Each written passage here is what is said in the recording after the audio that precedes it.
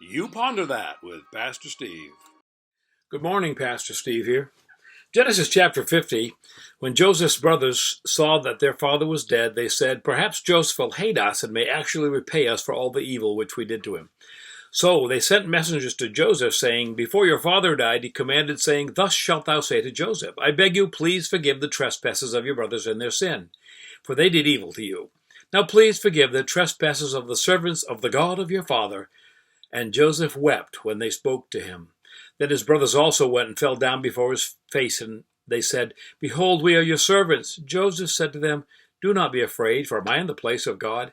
As for you, you meant evil against me, but God meant it for good, in order to bring it about as it is to this day, to save many people alive. Now therefore do not be afraid. I will provide for you and your little ones.' And he comforted them and spoke kindly to them." I remember the church I grew up in had an altar up to the front. And because I was such a wretch, I spent a lot of time there. And they can be a great thing for Christians, except when it's a mental altar that you dedicate to something in your past. You build a mental altar to the hurts of long ago, and then we're guilty of worshiping at the altar of past hurts.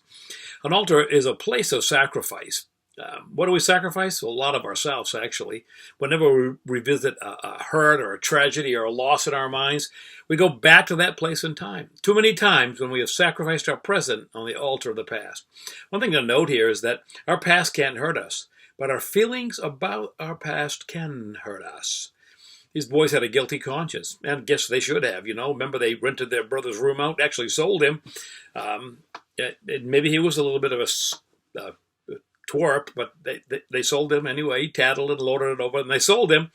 Years later, they came to Egypt, and Joseph, remember, tested them and then forgave them, but they're still laboring under their guilt.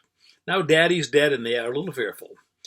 Joseph shows how we can choose the freedom of forgiveness over the bondage of bitterness. He did that. So until their feelings about the past are healed and they realize the truth that Joseph is not out to get them, they cannot live free of guilt.